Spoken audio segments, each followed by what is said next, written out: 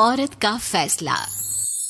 नैतिक मूल्यों से ये कहानी भले ही आपको इंसाफ करती ना दिखे, लेकिन जिम्मेदारियों की नजर से देखेंगे तो शायद कुछ समझ में आए। ये क्या है बहू, सुबह से घर का काम करती रहती है, फिर ऑफिस जाती है और बच्चों में लगी रहती है। अरे ऑफिस क्यों नहीं छोड़ देती, या फिर घर के लिए कोई नौकरानी रख ले। कैसी बात कर रही है माँ?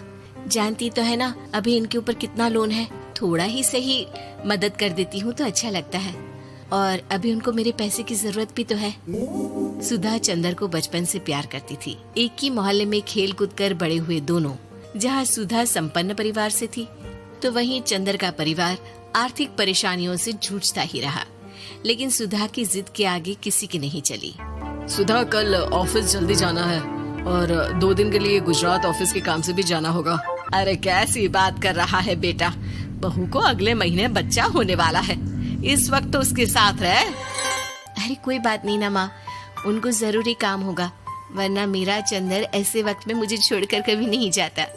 चंदर सुबह घर से निकलता तो आधी रात को घर में घुसता, वो भी शराब के नशे में। चंदर की माँ उसे खूब समझाती। अरे माँ, देख रही हो ना कितना कर्जा है सर पर, काम करना पड़ता है। दिन रात काम नहीं करूँगा तो घर कैसे चलेगा। अरे लेकिन बहू को भी तो देख लिया कर, इस हालत में भी घर का बाहर का सारा काम करती है। चंदर तो जैसे माँ की बात सुनकर भी अनसुना कर देता है। ऑफिस के बाद चंदर का फोन माँ के पास आता है। माँ, वो ऑफिस के काम से आज रात के लिए पास के शहर के ऑफिस जाना पड़ रहा है, कल सुबह आ जाऊंगा। सुधा रात को कमरे में सो रही होती है कि उसके पेट में दर्द होता है। सुधा चंदर को वीडियो कॉल करती है। इनको फोन कर लो, शायद कुछ आराम मिले। लेकिन 10 बार फोन करने पर भी वो सुधा का फोन नहीं उठाता। ऑफिस के काम से गए हैं, हो सकता है बिजी हो। कितनी मेहनत कर रहे हैं हम लोगों के लिए। सुधा सो तो जाती है, लेकिन अकेले उसे कमरे में डर लगता है। अगले रोज चंदर घर आता है, जहाँ सुधा ऑफिस जाने के लिए तैयार हो रही थी। तुम आज भी ऑफिस जाओगे? कल रात भर तो ड्यूटी की है, थक जाओगे, छुट्टी ले लो ना। अरे नहीं, कैसी बात कर रही हो, ये तो पॉसिबल ही नहीं है। अच्छा रुको, मैं जल्दी से तुम्हारा खाना और नाश्ता बना देती हूँ। बेचारी सुधा ऑफिस जाना छोड़कर लग जाती है पति के लिए खाना बनाने, उसके कपड़े प्रेस करने और जरूरत का सामान मुहैया कराने के लिए। हो सके तो रात की ड्यूटी मत लिया करो ना, मुझे बहुत डर लगता है। अरे यार क्या है, तुम तो ऐसे बिहेव कर रही हो कि तुम ही अकेली हो जिसे बच्चा होने वाला है।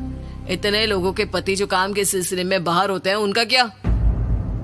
सुधा को चंदर के मुंह से ये बातें अजीब लगती है। अरे हुआ क्या है तुमको? पहले तो तुम मेरा कितना ख्याल रखते थे, मेरे पास रहते थे, मेरी दवा से लेकर खाने पीने तक का सारा ख्याल। और अब इस बार तो तुम एक दफा भी मेरे साथ डॉक्टर के पास नहीं आए, क्यों? अरे पागल हो गई हो क्या? पागल वाली बात कर रही हो। काम धंधा देखो या फिर तुम्हें लेकर टहलता फिरो। और मुझे शुक्रवार की रात को काम से निकलना है, सोमवार आऊंगा। सुधा को समझ में नहीं आता कि क्यों अचानक से चंदर को फील्ड का काम मिल गया है। लेकिन एक दिन, सुधा, मैं और चंदर जरा एक रिश्तेदार के घर जा रहे हैं, तुम भी तैयार हो जाओ, घर में अकेली कैसी रहोगी। अरे नहीं, इस हालत में इसे लेकर जाना ठीक नहीं है। अरे लेकिन मैं ऑफिस भी तो जाती हूँ, फिर घर में अकेले। चंदर उसकी कोई बात नहीं सुनता। वो सीधा कार निकालकर माँ को लेकर चला जाता है।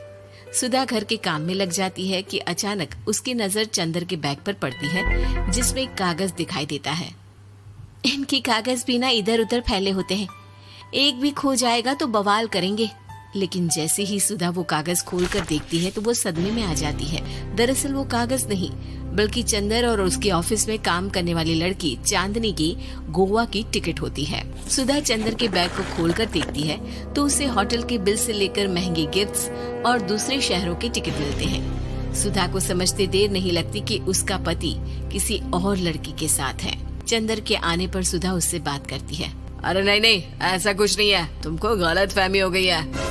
लेकिन जब सुधा के सवाल तीखे हो जाते हैं तो चंदर को अपनी गलती माननी पड़ती है और वो सुधा से माफी मांग लेता है। सुधा फैसला कर लेती है कि वो चंदर को छोड़ देगी। बच्चे और सामान को लेकर वो घर से निकल ही रही होती है कि सास उसे रोकती है। कहाँ जाएगी बेटा, रुक जा। चंदर को सुधा का जाना खल नहीं रहा था। वो झूठे मुंह भी उसे रोकने की कोशिश ही नहीं कर रहा था। सुधा चंदर को देखती है और मायके चली जाती है। मायके में माँ कहती है, अरे ऐसे कैसे घर छोड़कर आ गई? कौन सा चंदर तुझे छोड़ रहा था? माफी तो मांग ली थी ना। देखो बेटा, बेटी डोली में जाती है और अर्थी में ही निकलती है। पर पापा, मेरा आत्मसम्मान उसका क्या? आपने मुझे पढ़ाया लिखाया है, इस लायक बनाया कि मैं खुद का खर्चा उठा सकूं, बेटी को पढ़ा सकूं, एक अच्छा जीवन पाऊं। अरे लेकिन पति की जरूरत तो होती है ना सुधा दीदी, और अगर आपको नहीं है तो इस बच्ची का सोचो जो अपने पिता से इस कदर जुड़ी है। आने वाले बच्चे की सोचो जिसके आने से पहले ही आपने पिता का प्यार से दूर करने की सोच ली। सुधा फोन देखती है लेकिन चंदर का कोई कॉल नहीं होता। वो समझ नहीं पाती कि अपने आत्मसम्मान के बारे में सोचे या बच्चों के बारे में। मम्मी, हम नाना नानी के घर से दादी और पापा के पास कब जाएंगे?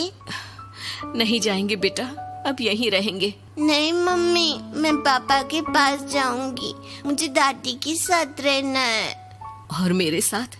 हाँ, आपके साथ भी तो, सबके साथ माँ। देखो सुधा दीदी, आपके सर पर पिता का साया होना जरूरी होता है। अपने घमंड के लिए पिता और बेटी को अलग मत करो। सुधा अब सामान उठाकर अपने ससुराल जाने लगती है, लेकिन मन में सवाल रह जाता है कि जिसे दुनिया घमंड समझ रही है वो उसका आत्मसम्मान था। चंदन ने माफी जरूर मांग ली, लेकिन कभी ये एहसास नहीं दिलाया कि वो सिर्फ उसी का है।